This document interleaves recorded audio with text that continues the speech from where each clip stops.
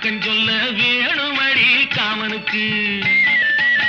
பொட்டி வண்டி மேலிருந்து தட்டி தட்டி ஓட்டும் போது கட்டிக்கொள்ள தோணுதையா கண்களுக்கு. உன் கட்டழகை காட்டாதே பெண்களுக்கு.